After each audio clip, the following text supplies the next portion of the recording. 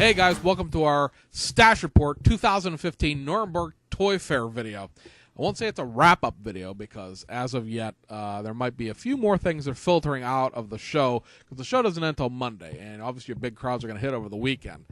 But I believe this is the majority of the information that we're going to need.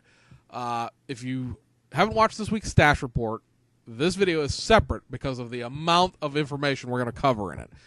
Go use the John. Go grab a drink, sit down, buckle up. This is like a Disney ride. Keep your hands and feet in the vehicle until it comes to a complete stop. We're not responsible for injuries if you stand up. I'm not responsible for your jaw hitting the floor or your brains leaking out your ears if you're in a standing position at any time during the next 30 minutes or so. We have information from a whole slew of companies, both Asian and European. Aoshima, Tamiya, Ebro, Heller, Revell of Germany, Bell Kits. Just lots of stuff to talk about here, guys. And this is, well, it's not my third attempt to make this video. I keep effing up the pictures, so hopefully we'll get through it this time. Go over real quick what wasn't there. ICM was there. They did have a presentation. Their kits on display were the 1913 and 1911 Model Ts, the Roadster, and the Touring. There were no new announcements of either upsizing anything that was done in 135th to 124th or anything else in that 124 series. Now, we haven't actually talked about it because it's figures and not automotive, but they are doing as their third 124 scale kit in the, their own tooling that's dedicated in 124 scale. They are doing a series of 4 figures, and one of them is going to be Henry Ford himself, so that you can pose them with your 124 scale cars. It'd be interesting to see how well those actually would sell in the United States, where diorama building is popular, but not so much in the sense that it is in the military. A lot of military kits, even if they're not dioramas, are displayed with soldiers of some sort doing something, working on a tank, digging something out of a hole, digging a tank into a hole, moving artillery, whatever the case may be. That's just a display thing with armor builders and aircraft builders to a certain extent, mostly armor builders.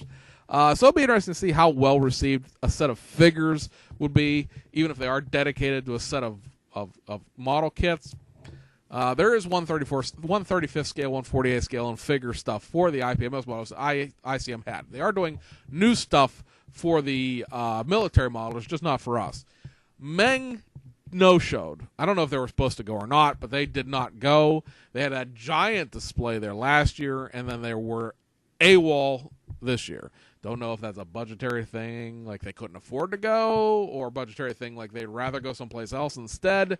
But they were not there. Their Facebook page has not been updated since the 19th. Neither has their website, so no idea what's going on there as far as what may be coming down the line as Car Series Kit number 2. Or if there is even going to be a Car Series Kit number 2. Now, a friend of mine, Jonathan, out there in Arizona, did get a new set of tires for his F350 4x4 kit.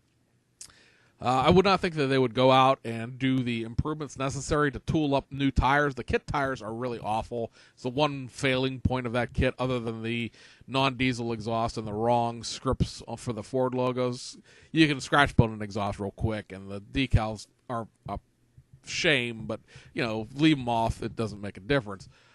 They say V10 instead of diesel if you don't have one of those kits. But the tires themselves were particularly bad. They were a really soft vinyl rubber, and they started to look like flat tires after the model had been sitting on them for a while because of how heavy the kit is versus these tires. They've tooled up, or they retooled. They're not new tires. They're the same tires as they were, but they're much sturdier just looking, let alone actually even holding them in person. So that would indicate to me that they have plans to do something else that would at least use the tires, because it seems like a waste of money to, do all that just to make customers happy. Now, I mean, it's great customer service, don't get me wrong, but you would think going down the line there's a reason to keep making those tires. If you have a set of the crappy tires and you want a new set, you have to go through who you bought the kit from. And that meant for my friend going through Hobby Easy, and it took like 4 months to get these new tires. I have not tried to get new tires through HobbyLink Japan because that's who I bought my kit from. And I haven't even entertained that yet. It's so far down the list of things. Round 2 Revell US and Mobius all had displays at Nuremberg. Nothing new because we weren't expecting anything new. We've got some new box art from round 2 of kits that they had already announced. Nothing of significance that is worth showing here. We'll cover them as they come up and release, because none of them have a release date. And Revell, or round 2 rather, has a really bad problem of like, hey, we're going to do this kit 4 years from now because there's a tooling problem. So we'll wait on those box arts until they actually put stuff out. Revell was there primarily showing off a few U.S. tooled kits, and as they're feeding stuff into Revell of Germany's sales. Mobius was there primarily on the IPMS side of things. Their Battlestar Galactica kits, their Johnny Quest they have a new kit out for Johnny Quest, as well as the horror and sci-fi stuff. The automotive stuff they had on display was all existing kits that are already out. The display I saw had like the Tim Flock Chrysler NASCAR and the 52 Hudson convertible. They did not have any of the test shots or anything on display for any of the kits that are still in development that may or may not ever show up in 2015, like the F-Series pickups or the 62 Pontiac, 65 Mercury, or 65 Plymouth, or the 54 Hudsons. The F-Series do seem to be like they're getting a little closer, but they're still, who knows when. They're not, in development officially. So you can't get excited about that yet. So everything we're going to talk about here, guys, is all European and Asian companies. So if you're not interested in a lot of French vehicles, let me give you that heads up. But if you're not interested in Asian or European vehicles, you can go. You've listened to me babble for 6 minutes.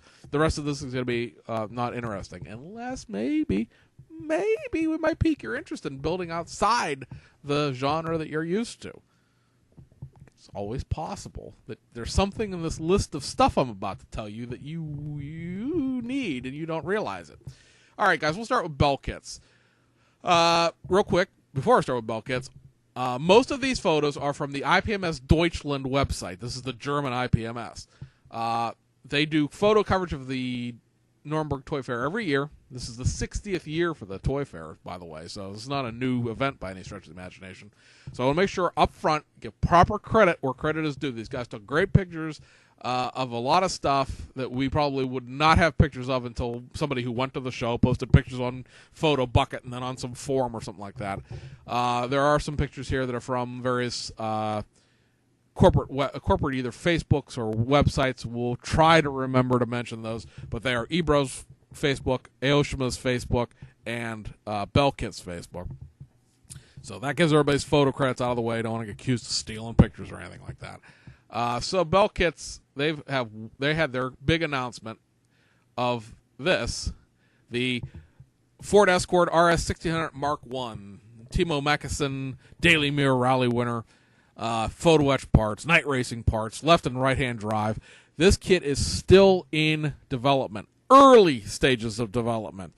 So much so that there are no actual test shots available because it's still in 3D imaging. Ford has not approved this vehicle yet, but I'm sure it's just a matter of formality. You wouldn't go into this much trouble for nothing. I'm sure they approached Ford and went, hey, we have this idea. And Ford was like, oh, okay, what do you got? Let us see. Bell Kits, if you've never heard of them before, and it's a possibility, is a company out of Belgium. This will be their 6th vehicle. Right now they only have 4 kits out.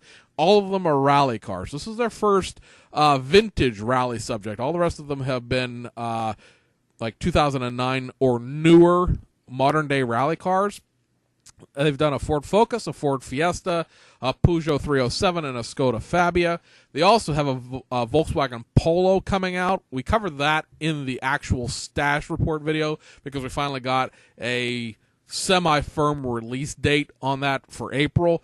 If you guys want this Ford Escort, I would suggest going and finding a calendar, digital organizer, your smartphone, whatever the case may be, where you keep track of stuff. Make a note on Halloween. Happy Halloween. Pre-order your Escort. Because more than likely, this kit is not going to be available until Christmas. Great Christmas present for yourself. Look, you're planning almost a year in advance. Bell Kits is saying like October, November. They have yet not released their 4 kits that they've done existingly. They're supposed to reissue them all in November. Those have not come into stock yet. So chances are they're going to still be running a couple months behind when October shows up. And most likely will be, like I said, a Christmas delivery or maybe very early in 2016. As they grow and as they release more kits, perhaps they will, be able to speed up the development time. They're also talking to Volkswagen. I mentioned this in the other kit, but this was sort of an announcement that goes with this.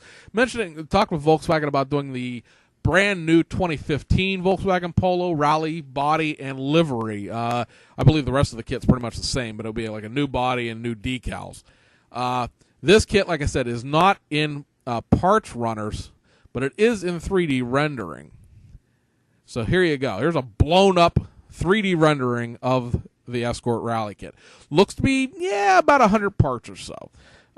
Very detailed, like most of the rally kits are. It is a curbside, like all of their rally kits are. There's been already a hint of whining from some circles that these kits tend to run about $60 US, more like $50 if you buy them in the right places. But still, it's not it's not a cheap kit. None of them are, but they're also more or less one-offs. I mean, there have been no real sharing of parts between any of these kits. I'm pretty sure that all four of the modern-day rally cars share, the same tires, perhaps.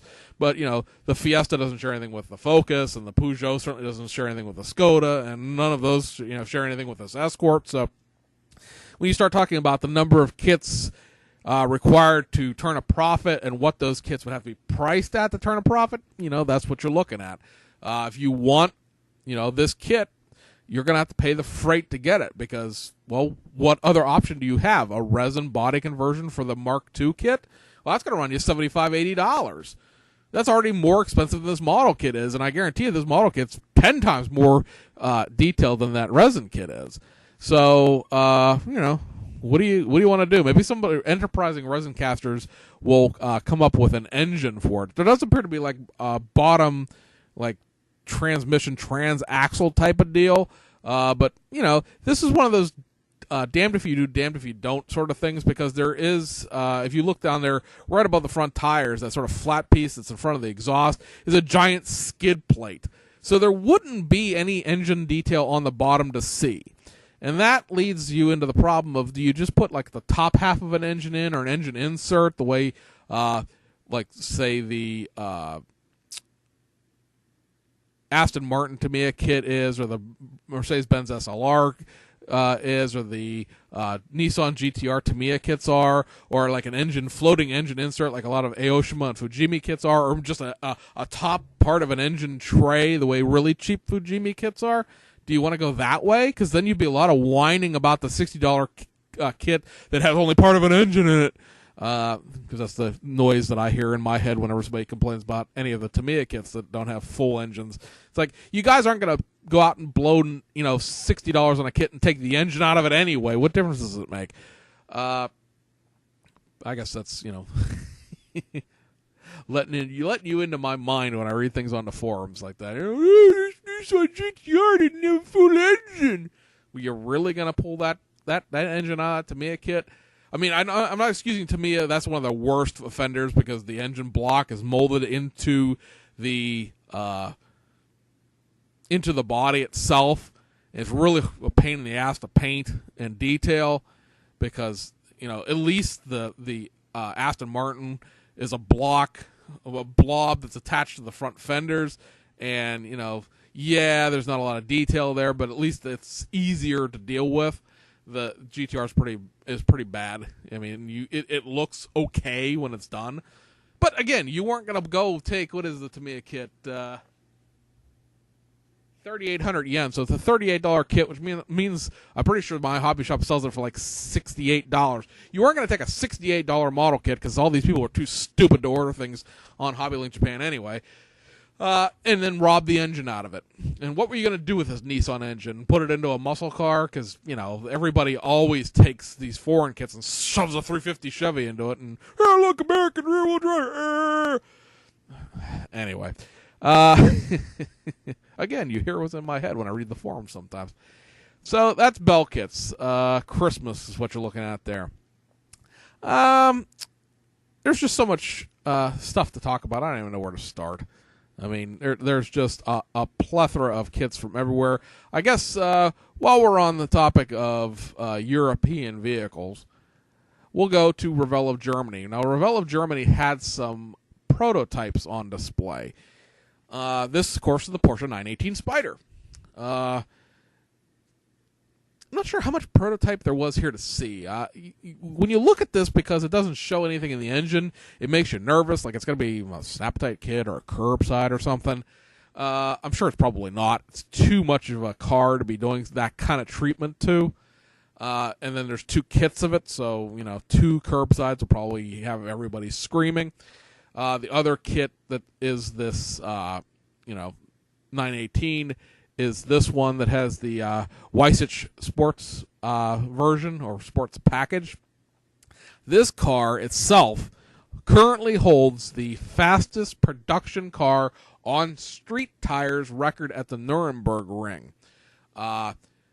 This car in its promotional box art was done in a more dark gray color. This is sort of a matte black. The dark gray car with blue stripes, Martini logos, very evocative of the 934 RSR that was that way. Of course, Martini is connected to Porsche well back into probably the 60s.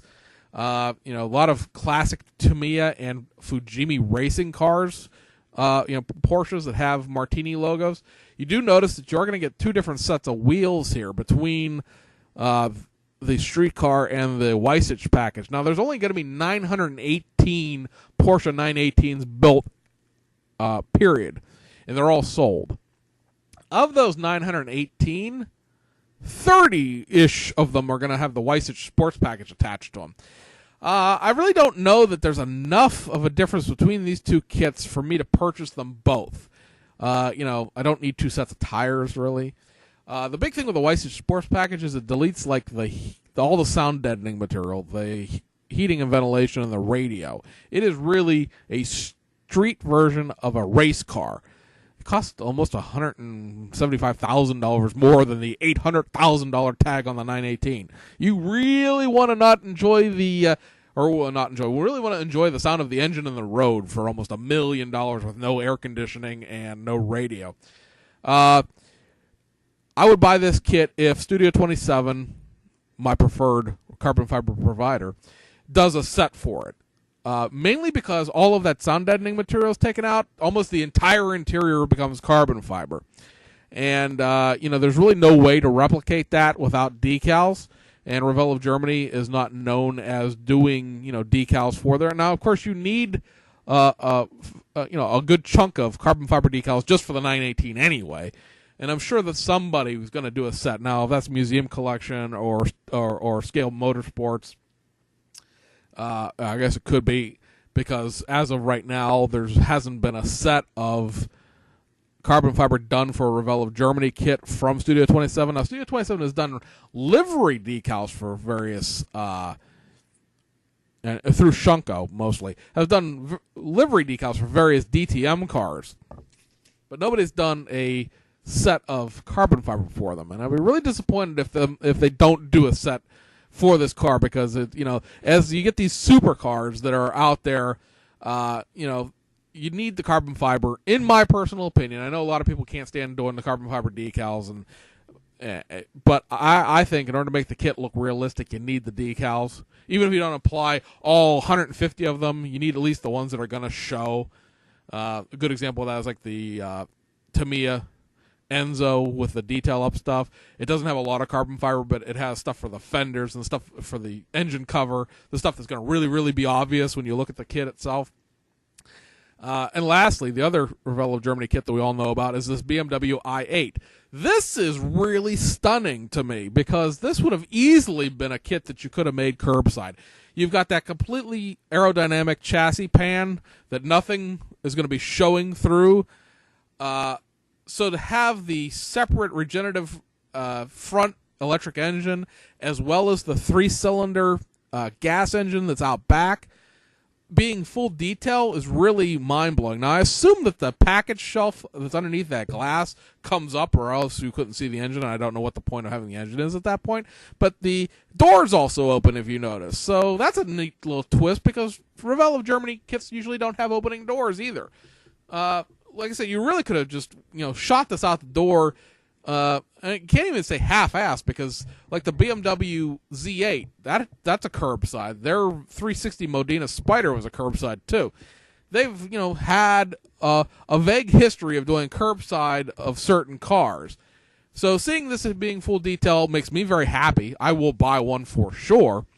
But like I said, I'm kind of surprised. I did not necessarily expect this to be a full detail kit. Somebody had made a joke about it being a build and play, which I knew it wasn't going to be that. But like I said, I am impressed that they went the extra mile and really did a full detailed job on this one. The i8 is supposed to be done in June. The two Porsches are supposed to be done in July. I think that might be a little optimistic on both sides of the coin. The BMW does look like it's a little further along, as this appears to be a built, test shot with multiple parts. Obviously, there's a completely built car, and there's a separate chassis and a separate interior and separate inner door panel and separate door panel skin, all being shown on this little display. So, this is clearly further along than the Porsche, which just sort of appears to be a tooling lump more than anything else. So that's cool. That's neat. I'd rather have a Tamiya Porsche 918, and as of yet, right now, guys, I can't tell you there's going to be one. That's not the Tamiya kit. But, if I got to take a Revell of Germany kit, I'll take it. It's the only thing there is. I know that sounds kind of bad, but, when you take any of their kits, you can compare the 360 Modena Spider compared to the Tamiya one. Well, the Tamiya one's full detail. The Enzo, the Revell of Germany Enzo, is nearly unbuildable, whereas the Tamiya kit requires, a modeler touch, but it's completely, totally buildable. Especially the recently done reissues of it, they've fixed a lot of the fit problems. The LaFerraris, compare the LaFerraris. Yeah, there's a lot of separate parts with the Tamiya LaFerrari, but a good friend of mine just recently finished the Revell of Germany LaFerrari, and claimed it to be one of the most frustrating things he's ever built. And it took almost longer to do all the body work to make the thing presentable than it did to build the Tamiya LaFerrari. So, given my druthers, I'd rather buy a Tamiya kit over a Revell of Germany kit. Now, that does not go as far when you're talking about historical kits. They're 2CV Charleston. The Trabants don't have a comparison, with directly to a Tamiya kit, but the Mini Cooper,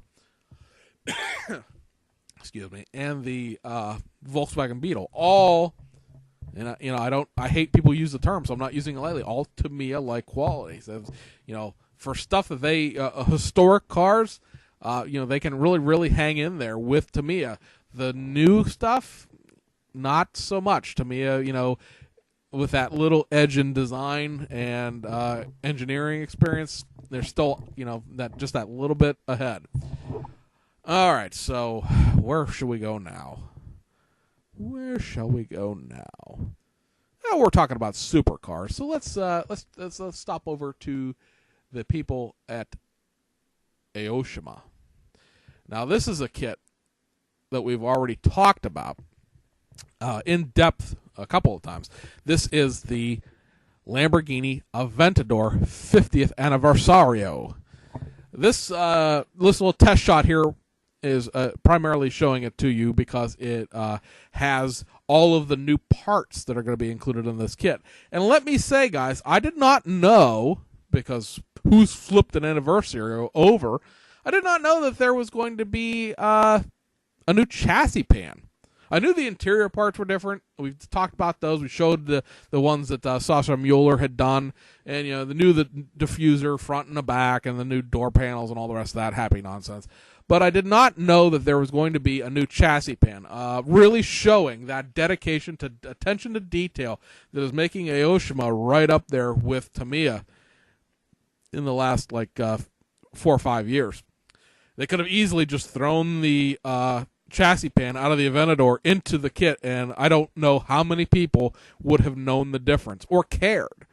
But now you know that it's really there. I think part of that chassis pan also, fits the new diffusers. There appear to be slots in the front and the back of the chassis pan that I'm sure the diffusers mount directly into, since they sort of overhang the kit in a weird way. Maybe it required a new chassis pan, in that sense. But still, I was surprised to see that because I did not realize that, there was going to be a new chassis pan with that kit. So that's great to see. Again, that impeccable attention to detail that you come to expect from Aoshima. Now, a couple of things I knew about, but I haven't talked about because I wasn't sure when they were going to officially announce them. And they're sort of, obscure sort of tooling amortization things. And that is this McLaren F1 GTR Longtail. It's the one in the back, the orange one. The number 44 car, that's already out. That's a kit. The one in the back there, that one is the question.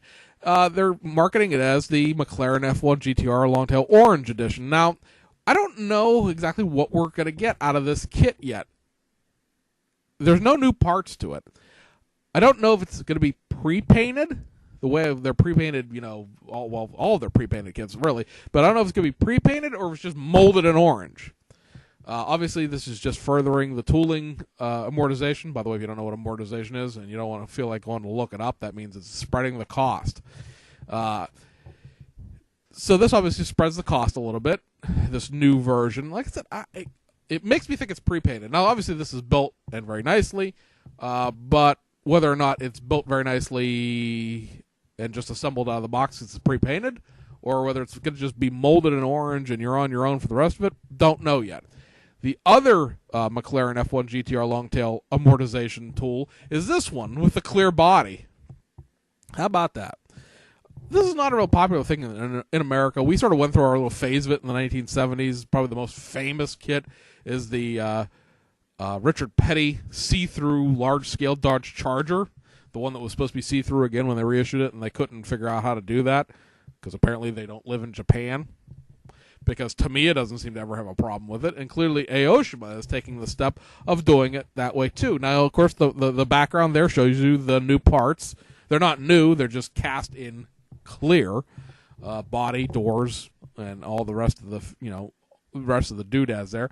It's not something that appeals to me. I'm not going to buy either one of those because I already have the presentation kit, and I'm going to be picking up the Loctite kit whenever that finally hits the market. But, this is something that appears to be very popular in Japan. Tamiya has done it with their Carrera GT. They've done it with their Lexus LFA. I'm sure I think there was an Mercedes-Benz McLaren SLR that was clear at one point. There's a clear under tray in the Ferrari 360 Modenas.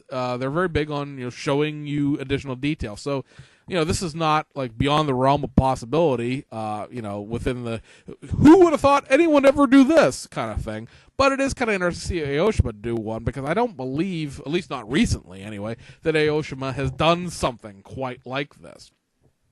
Another kit we've known about, we're finally seeing the new parts for. These are the new parts for the 1988 Lamborghini Countach fuel injection. Now, there is a built-up test shot, but it's still in prototype stage, and it's nothing that I haven't shown you already, so we're sort of skipping that for this. These are the new parts. You got a new interior and all the new engine parts and the side runner parts we've talked about and the new engine cover. And all the plethora of new engine parts needed for the fuel injection. So, what is that? Basically, I guess it's two parts runners. I think that's like a duplicate. One's in gray, and then the other one's molded in black. Probably one for to show finer detail, and one to show the actual kit parts themselves. So this was getting a little closer to development too. Probably still a second quarter kit because there's not been a release date announced for it yet. The 50th Anniversario, of course, has a March release date. We'll see if they make that or not. And then make sure that that's all the photos I have for Aoshima. And then we got new announcements from Aoshima. We've been talking about for the longest time. New supercar kits. New supercar kits. New supercar kits. Shazam! New supercar kit. Lamborghini Siesto Elemento, or as a friend of mine called it, the Hexo Borghini, because it's, a bunch of really odd aerodynamic angles all put into one. I was gonna say, and I really wish I had, because then this would be a great impression. I told you so.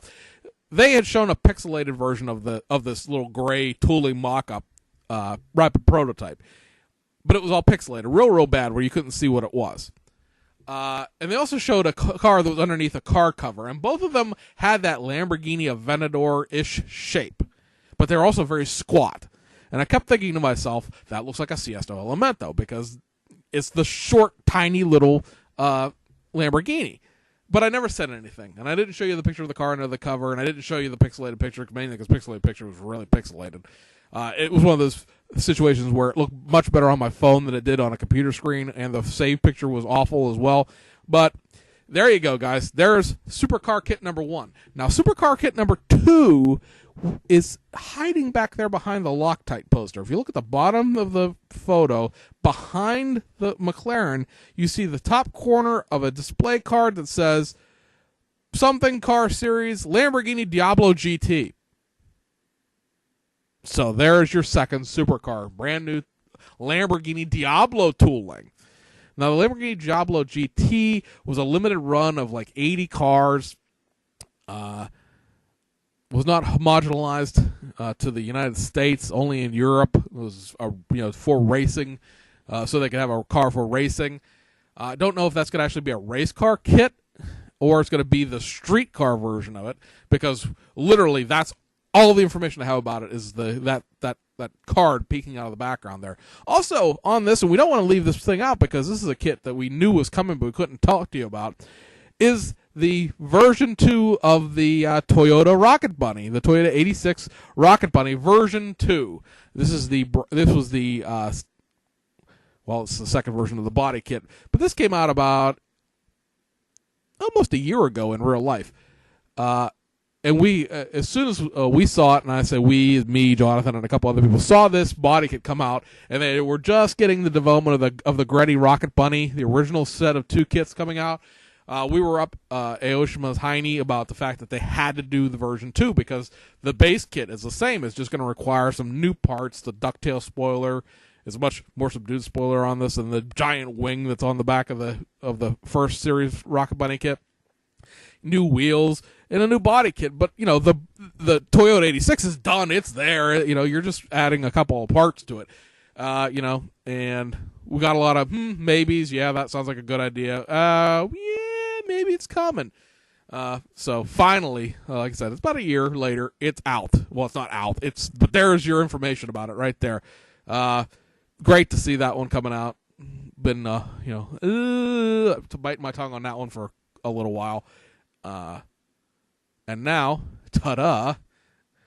It's there. That one probably maybe a second quarter kit, because again, the big deal with that is going to be cutting the new tooling for the new body kit. The existing Toyota 86 or the Toy Borrow, to borrow a friend's phrase of that, he cannot stand the Toyota 86 kits. He was despondent when he saw that picture today. Ha ha!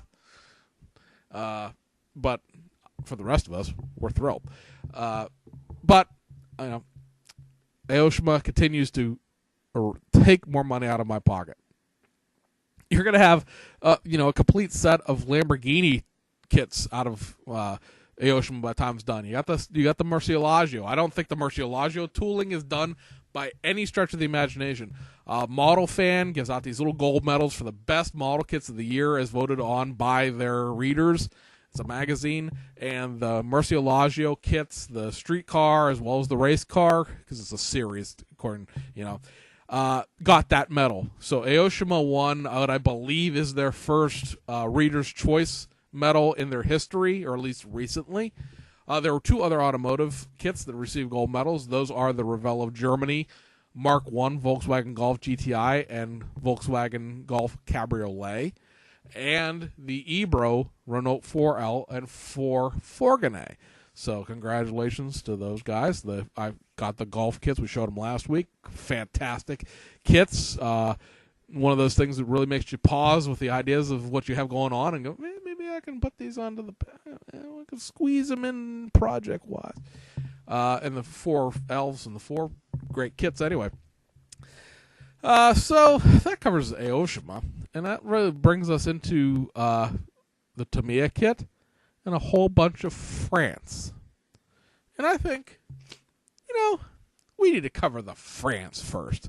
The Tamiya kit can wait, because I think it's probably the least expected wow factor of the show, because everybody was saying Porsche 918 Spider, Ferrari, the LaFerrari FXX, or whatever the heck they're calling the racing version of the LaFerrari that they're only building like 30 of, and that was not what it was. So, from Heller,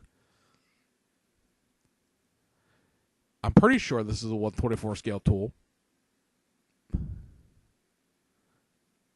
even though it's in front of these 172nd scale airplanes. I suppose it might be 143rd scale. It's hard to tell without anything right beside it.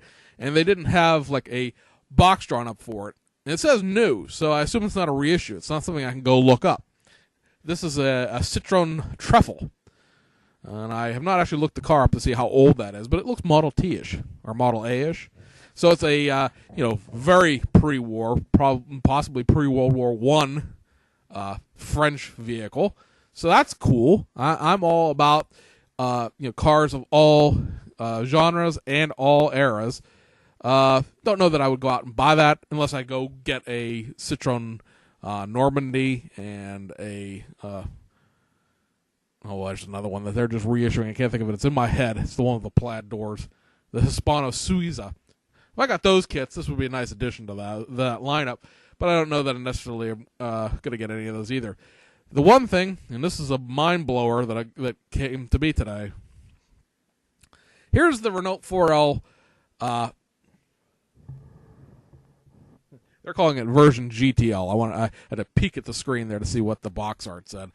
This is not what I was expecting. Now, we've talked about this kit a bunch of times. It's out in Europe. You can buy this from Heller's website. It's 38 euros. If you want to buy direct. I'm sure there's probably some Great Britain-based or maybe German or Spanish. Those 3 companies seem to have relatively cheap shipping when you're talking about shipping stuff from there to the United States. Of course, HobbyLink Japan and Hobby Search and Hobby Easy will be selling these kits. And they're probably going to end up being the same amount because of the incredibly good exchange rate we're having with Japan right now. The Hong Kong dollar not really doing too bad against the dollar either.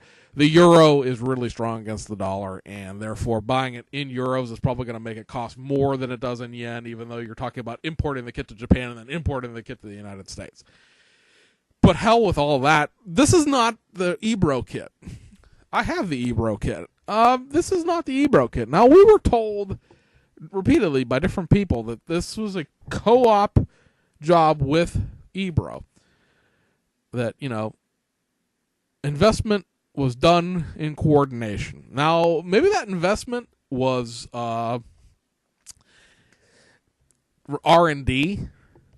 like the initial measuring and all that kind of stuff, because this is not the Ebro kit. I feel like, you're no Jack Kennedy and I know Jack Kennedy. This is not the Ebro kit. First of all, this is a 4 GTL. The 4 GTL came onto the market in France in 1978 and ran as the 4L all the way until the kit fell off the face of the car fell off the face of the planet. This box art showing an 88-piece kit compared to the 124-piece kit, I don't believe exists. I don't believe that this. Maybe it will be issued this way, but the one that I showed you first is the one that's out. These part runners are not the Ebro parts runners in any way, shape, or form. Not even a little bit. Not even close. The hood's not right. The grills shouldn't be molded in with it. The Ebro kit does not have a separate chassis and separate frame. The Ebro kit does not have all 4 doors opening like this. The Ebro kit only has 2 doors that open. Now, interestingly enough, Ebro will sell you a GTL upgrade kit, which is just a parts runner with wheels on it and the post 1978 dashboard and the disc brakes for the front wheels, and the side body cladding, and a steel roof body. It'll cost you about 2,500 yen to get both those things. Just the body without the kit and the runner with the GTL parts. The problem is that the runner with the GTL parts is not the same runner as this runner with the GTL parts. So even that wasn't done in coordination. And the steel body kit that you get from Ebro does not have all the doors open the way this one does. Kind of interested to see how this is going to assemble. Because that body shell, unless they're, when the kit comes to you personally, has some sort of bracing other than that little ejector runner that's in the engine compartment. I don't know how that's not going to wind up being twisted like a wet rag that's let to dry. That seems like it's just inviting a whole pile of warp. Now, I have a GTL on order from Hobby Link Japan, actually, because I thought it was just going to be the GTL version of the Ebro kit, because Ebro was selling these spare parts. So, if you didn't want to go buy a whole nother kit, you could upgrade yours, blah, blah, blah. Clearly, this is not it. Now, why I keep going on and on about it, and why this blows my mind, is the fact that this means there were two uncoordinated, possibly uncoordinated. I mean, maybe they did stuff like the steering wheels and stuff. I don't know. Compare them side by side, they should be identical body wise. I mean, if they're the same car, so they should be the same length and the same dimensions. But that means there's two unrelated, uncoordinated Renault 4Ls, and that makes you wonder why. Like it would make so much more sense if these two kits were the same, and they were a joint effort, and they were, like I said, the same. Because otherwise, that means two different companies spent $400,000 to tool up this goofy French car that's only known because the Pope has one. I don't know, guys. I'm baffled, and that's not really all that easy to do to me, because I tend to think I'm fairly up on this stuff, but clearly I was not on this case, or the people who I thought were reliable with information were not nearly as reliable as I thought. Also, the Jaguar E-Type making a comeback. I believe the bottom kit here, the one that's closest to the screen, not the actual built-up kit, but the bottom kit here, the E-Type. Let's see, what are we calling this? The 3L8 FHC, the 3.8 liter Jaguar XKE. I believe that kit already exists. I believe that is a reissue. Now, it does say new, and I don't know if new means the Cabriolet, or new means the Le Mans kit, or new means both. I did a search for this kit on eBay. I should have done more searching than that, probably. But I can find you two E-Types. They're kind of pricey because the kit hasn't been around for a while. In that 3.8 liter roofed version, I do not see any of the Le Mans car other than decals for the 1/8 scale Revell kit. And there was a Cabriolet kit, but that was a 1/32 scale Airfix. So I'm assuming this is not a 1/32 scale kit. I assume this is 1/24 scale. I'm guessing. So I don't know what's new about it. I don't know if the whole thing is new, or just that Cabriolet is new. I'm interested. I'm intrigued. We're just having a discussion the other day on a forum about the fact that there needs to be a new Jaguar E-Type kit, and at least some of this is new, if not all of it. So that's going to be interesting. Also, while Ebro is spending some cash this year, how about a Ferguson tractor? A little gray Ferguson tractor there. Perhaps not the go-to kit you'd think of when you're thinking about 1/24 scale automotive kits, but sort of interesting. There's lots of trailers out there. There's lots of pickup truck kits out there. If you want to stay at 1/24 scale, of course, there's that enclosed car hauler from Galaxy, and the 2008 F350 4x4 from Meng. You can make yourself a whole little display of bringing home an antique tractor. I don't know that I'm necessarily going to buy one. I need more information to see more parts of it, but it's really a neat idea. Also, Citroen Minari. I don't know what to say about this. It's so out there. It is, it's French, Heller's French, I get it, but wow.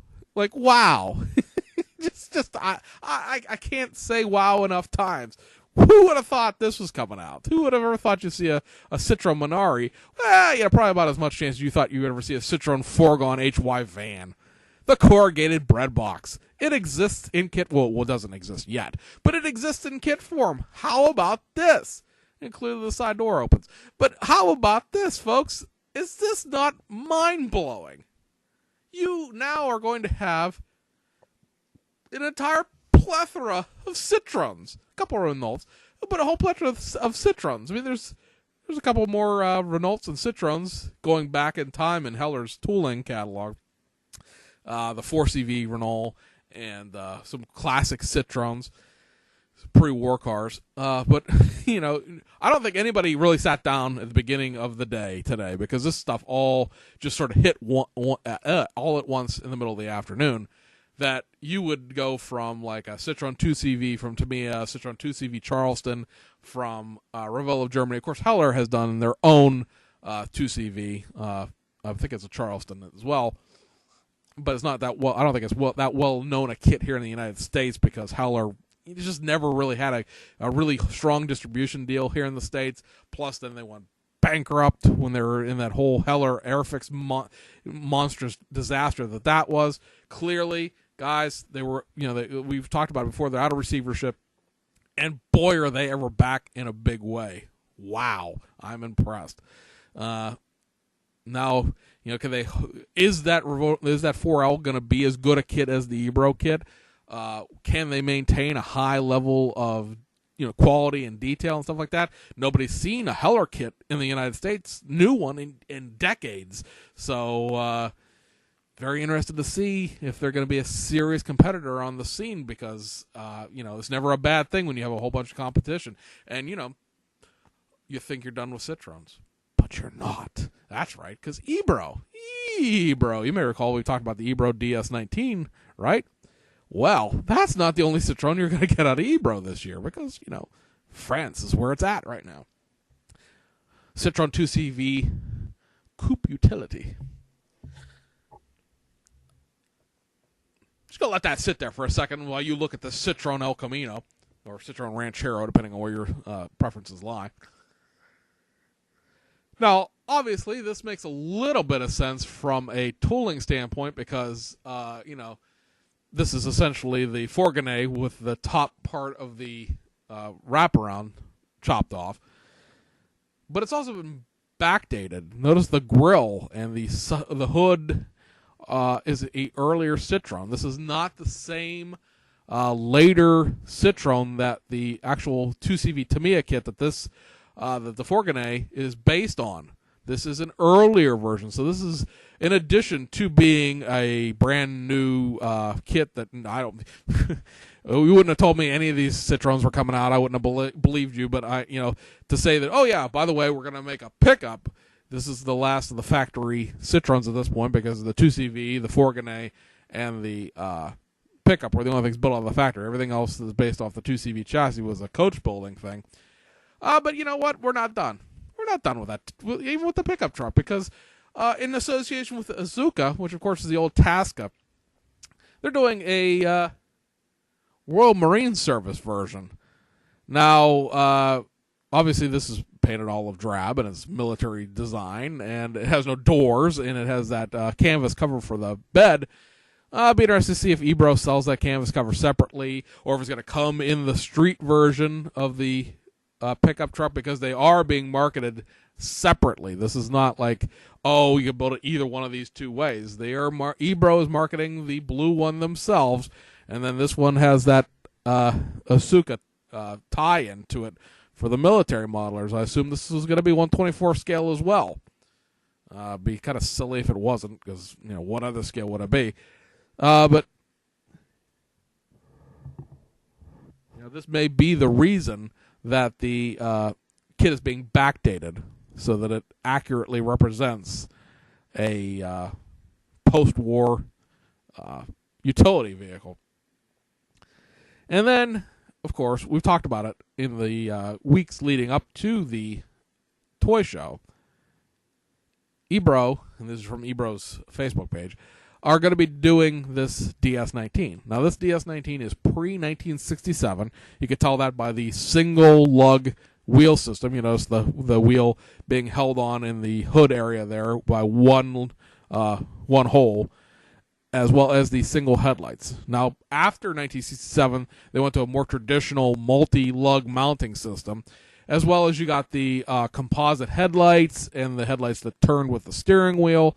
So this is going to be an early DS19. Be interesting to see what else is going to be up the sleeves with this kit in the sense of where it's going to go. Because much like the Heller kit, I assume this is going to be in coordination with Heller, but it appears not to be. It appears to be a strictly Ebro problem. Obviously, the doors open, the hood opens. There's a different, same car, but different color. And the two of them side by side. Gotta have it. It's just so out there. Considered to be one of the top designs of the previous century as far as automotive designs. Very forward-thinking vehicle just in general of what it introduced to the automotive population. Stuff like hydraulic, assisted ride, and there's something else there, but I can't think of what it is now, and I'm not going to stumble over it, so we'll just go along. So, because we've got parts runners to talk about. Back to the Deutschland IPMS stuff. Here you see is a full detail kit, full engine there on display. The two parts runners here are the body stuff, wheels, as well as the chassis and all the engine parts. And you'll see, you notice there's a hood, and then there's that big roundy thing, and you're like, what the hell is that? Well, that's the roof.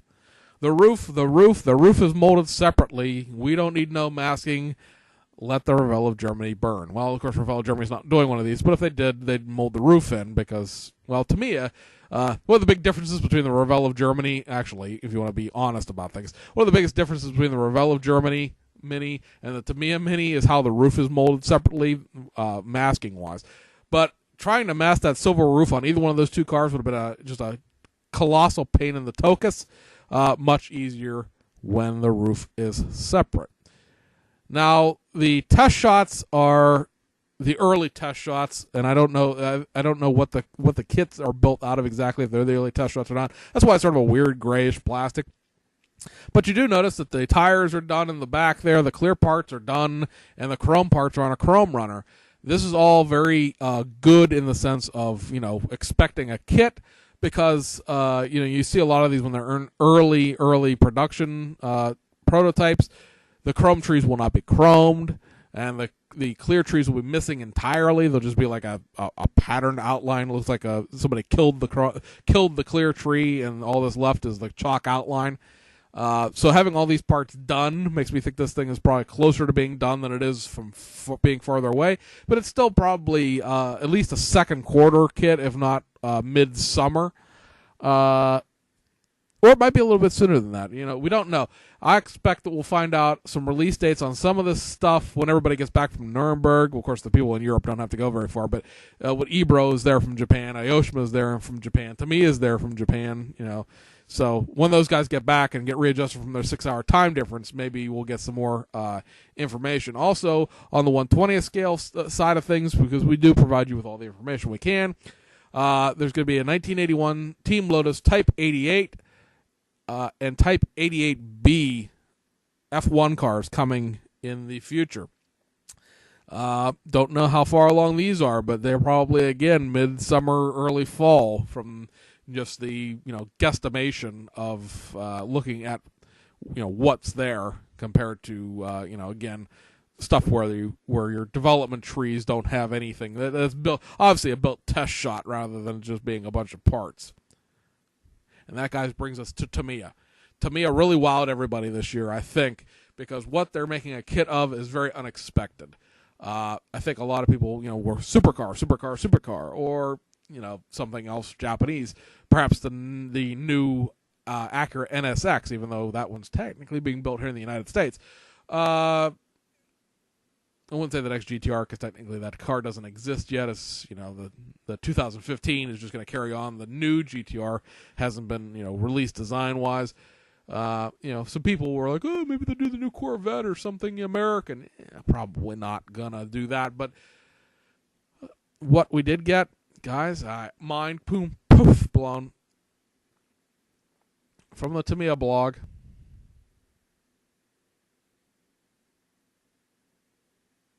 Mercedes-Benz 300 SL.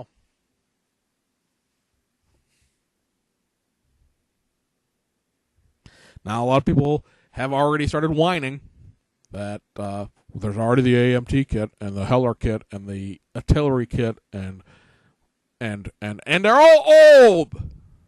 All right? They're all old. I'm tired of the 3-page argument on one of the major forums about why this kit is bad and why the old ones are better. First of all, this kit doesn't technically exist yet. It isn't out yet. It's almost out. I bet you we see this come out in March. I'll tell you why in a second. But I'm not sure when the Heller kit was tooled. I'm not sure when the artillery kit was tooled. But let's focus on the AMT kit because here in the United States, that's what everybody has, right? The AMT kit. That was tooled back in the 1960s. It is 50-plus years old. You're going to have a whole bunch of Luddites tell you how great this kit stands up to time. Oh, it is just, blah, and one particular self-appointed 300 SL expert is all up in arms because this kit doesn't appear to have a set of matching luggage and an opening trunk the way the AMT kit does. Who the poop cares about that? I don't need an opening trunk. It's just more parts, more cost. Who's going to open their trunk? Really? Because that would just have a spare tire back there in real life. The matching luggage went on the package shelf behind the seats. Are you building it with a separate luggage? Are you building a little diorama? Is that what you're doing with it? Because that's stupid. 2015, state-of-the-art tooling. And you're going to sit here and argue with me about a 50, 60 part AMT kit from the golden era of building. I do not want to hear about how great you think a kit you built as a kid is. My kids don't even do that. So let's talk about this. The doors obviously open. The engine compartment opens because there is, for the first time, a complete engine involved in this vehicle. I like the cream, but you know what? Red's pretty spiffy too. This build of the kit is showing like decals. There are going to be metal transfers for all the logos, so fear not if you're looking at this and you start going, oh no. Your interior builds up on its separate little inner fender wells basically, and then here is the chassis. First one of the 300 SLs in existence that is going to have the complete and total space frame chassis. Not part of it, not half of it, not a third of it, not part of the engine, not a bottom of the engine, the whole chassis, everything. And you're like, well, that's going to be hidden and we're not be able to see it. And, that's a waste of money, blah, blah, blah, blah, blah, blah, blah, blah, blah. Well, how about a tooling part layout? Here's the display above this, and I didn't actually get a picture of it because it's just the box art. The box art's done for this kit too. So this thing is right around the corner. So that brings us why this is going to be out in March. The car itself, the real 300 SL, was introduced in 1954 at the New York City Auto Show. A big departure for Mercedes-Benz because their cars were traditionally introduced at Paris or Geneva. But they introduced this one in the United States because this was going to be their first big push at selling cars outside of Europe and outside of Germany specifically. This car was the fastest production car available when it was built in March of 1955 when the first one was delivered. That is why I believe that this kit will come out as close to they can get it, without production delays and whatnot, of getting it out on the actual 60th anniversary of the 300 SL. Might be part of the marketing deal that they had to sign with the Mercedes-Benz on this one. But let's look at these Gorgeous test shots a little closer. Back over to the IPMS Deutschland. Top is going to be your space frame and all your chassis parts. The middle is the engine and the interior tray. It's not really a tub in this sense, more of an interior tray. Here's your body panel, the wheels, the brakes, the doors, the hood, and the actual body itself. Unlike that Heller 4L, this is nicely braced with multiple ejector things in all of the windshields and all of the doors to keep the body from torquing in transit. Here is your clear tree, your chrome tree, your tires, your decals, your metal transfers, and window masks for the rear three-quarter windows.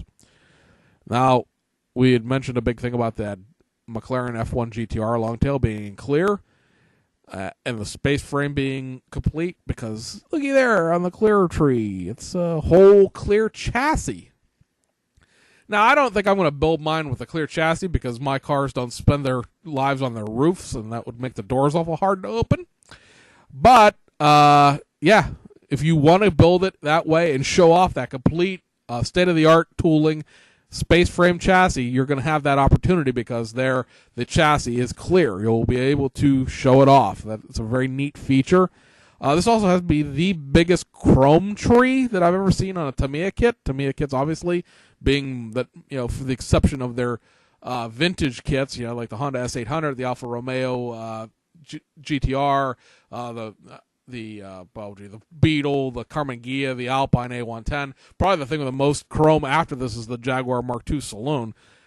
Be interested to see, this is the first major chromed, classic car, of how these are attached to the runners and stuff like that, molding lines, things of that nature. That's the one that really would concern me, if you want to say concern, with this kit, because, anytime you start dealing with chrome, you start dealing with attachment points and mold lines and things like that. One neat feature about this kit that you may have not be able to see real well is the fact that the grill is molded and round, and the parts runner is round with it, so you're not going to have a big situation where that's going to torque and warp in transit. Just a really excellent looking from the parts. It'll be interesting to see it in person. Kit from Tamiya, and nobody saw this coming. I have not talked to a single person. I mean, I'm sure there's some people that knew going in, but they can't say anything. That had any inkling that a 1955 Mercedes-Benz 300 SL was going to be the Tamiya tool for the first half of 2015. Now, is the Porsche 918 out of the running altogether? I don't think so. This will probably come out in March. This is an odd year number-wise, which means just the way it's working out right now, the odd years are going to be the automotive years. Last year was a very IPMS year. It was the 100th anniversary of D-Day and all the rest of that stuff, or the start of World War One. That's what it was. Not D-Day, but the start of 100th anniversary of World War One. And so there's a lot of tanks, a lot of World War One, military stuff. And there was, last year we got automotive-wise, we got like the street, what do they call them, the street custom, the big scale Z, the street custom GTR 2000. The 2000 GTR, I should say, the 1960s GTR kit was partially redone. You got the street custom Subaru BRZ, and then you got the Gazoo Racing Toyota 86. So a bunch of modified tooling reissues. We did not get a great big box kit in 2014. 2015, we're going to get at least one, and that's going to be it. That 300 SL. But that 300 SL, much like we're talking about the chrome runners and the clear trees and everything being done, looks like it's done. The box art is done. That looks like it's about as close to being ready to go as possible. Because, like I said, I think it's probably going to come out in about 45 days or so. So that will, that's not going to carry Tamiya through the rest of the year. Tamiya's other offerings is about another 6 or 7 military kits. Again, that's not going to be it for the year. So there is more coming, rest assured. And be interested to see what those things are that's coming. I mean, this was so out of the ballpark. I don't know, if you can really be, this takes a whack at Tamiya conventional wisdom so hard that it becomes a factor of like, well, you know, what are they going to do next? Now I'm honestly interested. What is coming next? So anyway, guys, that's a wrap. Hour and 3 minutes. I told you we were going to be here for a while. I hope everyone's as excited as I am. I'm thrilled. The link, I can't remember if I said this or not, but a link to the IPMS Deutschland website is in the description of this video. Go look at the photos yourself. They'll be much clearer than watching it on this crappy video, I'm sure. Plus, if you are one of the people who build, sprues across the genres, there's so much armor and air support coming out in 2015. It's bananas. Now, I don't know enough about it to say that any of it's new or reissues or anything like that, but Trumpeter and Cyber Hobby and Dragon and ICM, AZ, Tamiya, everybody was there, and they all had a lot of stuff on display. So hopefully, if you're not, if the cars are an interest but not your focus, I bet you there's going to be some stuff here in 2015 for you. I thought my wallet was going to get off easy this year. A couple Lamborghini kits here and there, and maybe some spot runs. But no. But somebody saw my wallet, took it out behind a building, and beat it and told it that it was going to be giving protection money to Hobbylink Japan for the foreseeable future. And that's where we are, guys. We'll see you next week with a stash report. Go watch this week's if you haven't already. We'll see you guys on the other side.